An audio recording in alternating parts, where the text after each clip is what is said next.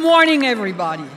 It is my honor to introduce you a UAlbany alumna from the class of 1978, who just happens to be the Chief Executive Officer of Hertz Global Holdings, Miss Katherine Maranell.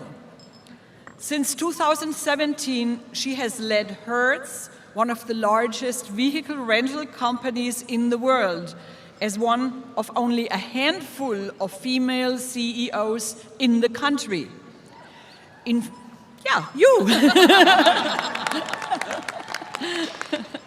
In fact, just this week, the latest Fortune 500 list came out, and it sets a new record. As of June 1st, 33 companies will be led by female CEOs, the highest total ever. And while that number represents only about 7% of the group as a whole, it certainly is trending in the right direction. Isn't it, ladies? Ms. Marinello's varied business background includes experience in automotive and consumer marketing, banking, business services, technology, and executive management. A former UAlbany psychology major, like me, she credits her degree with building her lifelong awareness of people's perceptions and motivations, which has directly impacted her success. Her experience includes leading companies such as GE, Citibank, Barclays, Area Management, and Ceridian Corporation, and participating on boards of directors for companies such as General Motors and Volvo. An auto aficionado and mother of 3, I personally look forward to hearing from Kathryn and hope she might even share with us her ultimate choice in cars. And now, Katherine Marinello from the class of 1978.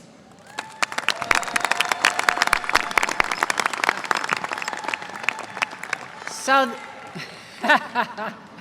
by the way, that is my roommate that I first met at State Quad when I first came to the school. Yeah, you go, girl! And a couple of my fellow employees and friends from GE and currently from Hertz. So, boy, that's a tough thing. Do I need to rip up my speech? I know, don't clap. Give me a break here.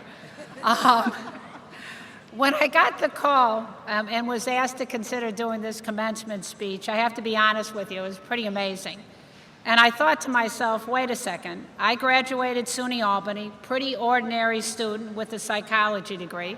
I worked washing dishes at State Quad. I was a waitress at Red Lobster, and I was checking people in at night at the Turf Inn to pay for my school. So why am I here? Why am I being asked? Well, you know, as you heard, I am in a rare group of people. I'm one of 30 women running a Fortune 500, $10 billion company. Yeah. And so I thought it was really important to come today for you to understand that I was just one of you guys sitting out there. Never did I have a clue that I would have this success. And there's not a real mystery to it. I don't think about it every day. I get up at about 6 in the morning, walk my dogs, go to work, and get the job done. But I'm here, and I was just a normal kid in this audience not too long ago, I'd like to say. I didn't have a spectacular academic career. I got a degree in psychology, and my plan was to go out and save the world. I wanted to make a difference. I was really focused on wanting to help underprivileged kids, wanting to make an impact, and I tried. And for a couple of years, I was a foster care social worker for the Brooklyn Diocese of Catholic Charities. And I worked probably 100 hours a week. I will tell you, it is the hardest job I ever had. It was beaten and abused kids. It was horrific.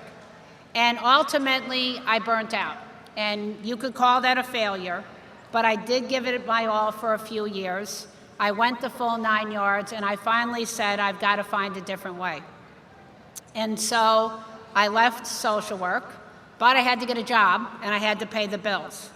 And so what were my competencies to fall back on? I took a ton of statistics here as a part of my psychology degree, and I was good at numbers. So I talked my way into an accounting job, a cost accounting job. And I worked at a metal desk in the middle of the manufacturing floor, basically counting numbers, adding things up, weighing things. It was an unbelievably boring job, but it did pay the bills, and I did learn how companies make money. But part of what has gotten me through the years is figuring out how to have fun. And through this boring job, we would listen to the radio, we'd play tunes, and whoever would figure out the name of the tune first got points. The one with the most points got free beers that night when we all went out to drink beers, right? So it is about having fun and figuring out how to make the best of a tough situation. So ultimately, I did realize I've got to do something different. This is not going to make it for me long term. And I went back to school. I worked full time, and I went to school full time at night, and I got my MBA.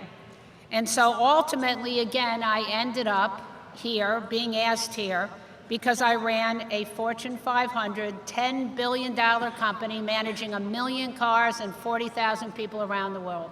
That is friggin' awesome, guys, right? And I love it, right? And so I think not just for the women here, but for all you guys here, you know, it's an amazing journey, but anybody here in this audience can have your own amazing end and have that awesome job. And so, you know, I didn't have a clue back then. I was afraid. I had no idea what I was going to do, but I got it done.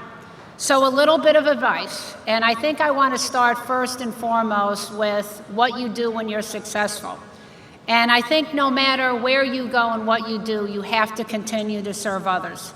And all along the way, what has motivated me and made me the leader that I am is my passion for making things better for people I work with, people who I have served in the community, and people need a little extra help. And my faith has been an incredible driver behind this. It's sustained and reinforced the responsibility I feel to share the gifts that I've been given with the rest of the world and do good in the world. To that end, I have, because of my success, had the means to do good. I provide homes for foster children and support that work. I provide mentoring opportunities, and I built a community center in my neighborhood that helps to train and helps kids with school skills, and kids who aren't going to graduate high school, basically get them their credits and get them through the school. And I continue my passion to help underserved minority youth at Hertz. We've established a scholarship foundation to help kids through college and find their way. So from a business perspective, I'm a servant leader. I have a very simple plan for success. If I take care of my employees, they take care of the customers come back because they love the service and the people that they meet. And in the end, we make more money, we're investing back in the company, and we can create careers for the people working for us. And when you give people a career, they're proud, they give back to their community, they do service, and right now I feel like we're creating 40,000 people that go out into their community and do good. So now for some practical advice, and if you talk to my kids, they love to hear me give practical advice, no. And parents out there, there's good news. They will eventually see the wisdom. And to that end, I have 3 sons. And right now they're all working, so that's also good news for you guys. But for the most part, they did listen. And it will come full circle. There will parents there and professors, there will be things you share with these students that they do find in their jobs and apply in their jobs and their lives that make a difference. So 7 tips that I share with my sons and I'll share with you. When you're going into a job, be all in and go in there to make an impact. Look around and ask yourself what needs to get done that's not getting done, and then don't overthink it, just get it done. Be the first into work and always show up. Stay relevant, do the extra time, and put in the extra effort to continuously upgrade your skills. Be committed. If you don't love your job, quit and get one you love. And then finally, work hard. Raise your hand, step up, take the hard job that others shy away from because of the difficulty or risk, and hit it out of the park through hard work and tenacity. You'll grow from it, and I guarantee you'll be recognized. So for the parents who love these graduates and were supportive all along the way, I will tell you again, my kids are all gainfully employed. It's a beautiful thing, and yours will be too. And believe it or not, they now ask me for advice unsolicited. Very few people obtain success by simply being in the right place at the right time or winning with a single project or transaction. Shortcuts really don't pay off, but the simple formula of hard work, tenacity, and doing what you love will make a very ordinary person like me end up with extraordinary success and happiness in life. And that leads me to my final piece of advice. You have to work at happiness. It is hard work. It doesn't just happen. You make your own happy. It's work, but it's the best kind of work. And when I'm having a bad day and I feel like I didn't do a great job, I go home and I tell myself, tomorrow, double up, make twice the impact. And I go in, I hit it out of the park, and the success I have that day overrides any kind of sense of sadness or feeling of failure. And then guess what? Here's another great hint. If I'm tired, pissed off, overworked, I do something to treat myself. And if it's been really hard, it's really expensive and really fun. And if it's just a bad day, I maybe will call my old roommate up here, get her to tell me a joke or laugh, and get out of the funk. But I refuse to be unhappy for more than a day, and I do think that's made a huge difference in my life. And never forget, you can be happy, you can make your own happy. So with this, everybody, I know your saying is unleash your own greatness.